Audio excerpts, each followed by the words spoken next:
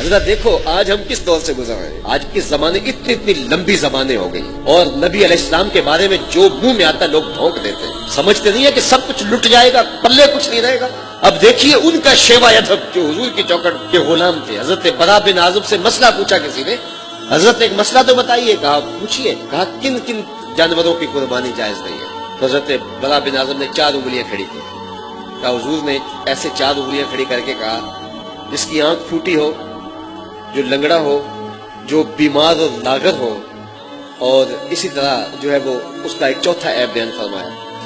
تو کہا کہ جس کے اندر یہ عیب ہو تو وہ ان جانوروں کی قربانی جائز نہیں ہوگی. اور پھر ساتھ ہی کہنے لگے یہ جو میں نے تمہیں کہا نا کہ ایسے حضور نے 4 انگلیاں کھڑی کر کے کہا, یہ میں نے بات سمجھانے کے لیے بات کیا, ورنہ میری انگلیاں حضور کی انگلیوں سے چھوٹی ہیں. ذرا غور تو کرو, محبت کے لہجے کو دیکھو. کہا یہ میں بیان عدد کے لیے تمہیں بتا رہا ہوں, ورنہ میری انگلیاں حضور کی انگلیاں جتنی نہیں ہیں, وہ بڑی تھی اور یہ انگلیاں چھوٹی ہیں. حالانکہ کسی کو شائبہ بھی نہیں ہو سکتا تھا کہ کوئی انگلیوں سے مماثلت پیدا ہو رہی ہے. یہ تعین عدد کے لیے کہا جا رہا ہے, لیکن فوراً خیال آیا اور کہا کہ میری انگلیاں حضور کی انگلیوں سے چھوٹی ہیں. اور حضرت عباس بن عبد المطلب سے کسی نے پوچھا کہ آپ بڑے ہیں یا حضور بڑے ہیں؟ اس نے پوچھنے والے نے تو عمر کے بارے میں پوچھا, تو کہا سال زیادہ میں نے گزارے ہیں, بڑے حضور ہی ہیں. تو یہ ان کا ادب تھا, یہ اصحاب رسول کی زندگی تھی. آج میں اور آپ دیکھیں کہ ہم کس جگہ پہ کھڑے ہیں. حضور کے معاملے میں انتہائی حساس ہونا چاہیے, اور کوئی ہلکا اور میلا لفظ زبان پہ نہیں آنا چاہیے, ورنہ سب کچھ لٹ جائے گا, پلے کچھ بھی نہیں رہے گا.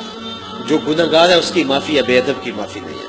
گناہگار کو معاف کر دیا جائے گا, لیکن بے ادب کی معافی نہیں ہے. بلکہ رومی تو کہتے ہیں کہ بے ادبوں کے پاس بیٹھنا بھی نہیں چاہیے. کہا جہاں تک ممکن ہو تو برے یار کی صحبت سے بچو. یہ برے سانپ سے بھی زیادہ برا ہے. سانپ لڑتا ہے تو جان جاتی ہے, برا یار لڑتا ہے تو ایمان جاتا ہے. جو بے ادب ہوتے ہیں, رومی علیہ السلام ایک دوسرے مقام پہ کہتے ہیں کہ بے ادب اکیلا نہیں مرتا, جب لیتا ہے پوری بستی کو لے کے مرتا ہے.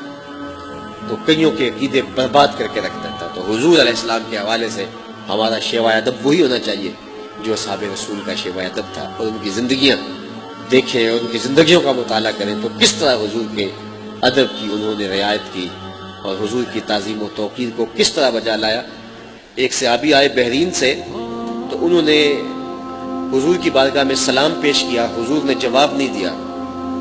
تو وہ دوسری جانب سے آئے تو حضور نے پھر جواب نہیں دیا. تو خیر وہ پریشان ہو گئے, انہوں نے کسی سے پوچھا کہ مجھے تو سمجھ نہیں آ رہی, تو آپ بتا سکتے ہیں کہ حضور میرے سے کس وجہ سے ناراض ہیں؟ انہوں نے کہا یہ جو تم نے سونے کی انگوٹھی پہنی ہے یہ حضور نے منع کی ہوئی ہے اور تمہارے ہاتھ میں ہے, شاید حضور کی ناراضگی کا سبب یہ ہو. تو انہوں نے وہ انگوٹھی اتار کے حضور کو پیش کر دی. حضور شاید آپ اس وجہ سے ناراض ہیں. حضور نے انگوٹھی پھینک دی. ناراضگی کی وجہ ختم ہوگی, باتیں چلتی رہی, گفتگو ہوتی رہی. مجلس اختتام کو پہنچی تو لوگ اٹھ کے گھروں کو جانے لگے, وہ بھی اٹھے اور جانے لگے. کسی نے توجہ دلائی, وہ انگوٹھی تو اٹھا لو, تم تو شرم نہیں پہن سکتے, تمہاری بیوی تو پہن سکتی ہے, تو لے لو, اس کو قیمتی سونا ہے. تو صحابی نے کہا واللہ ما آخذہ وقد طرحہ رسول اللہ صلی اللہ علیہ وسلم, اللہ کی قسم میں اسے کبھی بھی نہیں اٹھاؤں گا جس کو میرے رسول نے پھینک دیا. تو ہم غور تو کریں, آج ہم اپنی زندگیوں پہ غور کریں. مدینے کی گلی سے حضور گزرے تو ایک گنبد نما مکان بن رہا تھا. ایسے مکان حضور پسند نہیں کرتے تھے. حضور نے دیکھا, چہرے پہ آثار پسندیدگی نہیں آئے. حضور گزر گئے. کسی نے اس صحابی کو بتایا حضور گزرے تھے, تیرا مکان دیکھا, خوش نہیں ہوئے. اس نے کدال لیا اور مکان کو زمین کے برابر کر دیا. 2-4 دن کے بعد حضور کا پھر گزران ہوا, دیکھا تو وہ مکان نہیں تھا. عمر سے بلایا گیا, کہا میں گزرا تھا, تیرا مکان تھا, آج نہیں ہے, کیا ہوا؟ عرض کی حضور گرا دیا. فرمایا کیوں؟ عرض کی سنا تھا آپ کو پسند نہیں. میں اور آپ دیکھیں ہمارا کیا کیا حضور کو پسند نہیں, سر سے لے کر پاؤں تک, شادی عقیقے ولیمے سے لے کر کے اپنی نجی اور سیاسی زندگی تک, ہمارا طرز حیات, ہماری وضاقتہ, کیا کیا حضور کو پسند نہیں ہے. تو حضور کے ساتھ اگر محبت کا ربط رشتہ ہے تو تقاضۂ محبت ادب بھی ہے, تقاضۂ محبت اطاعت بھی ہے.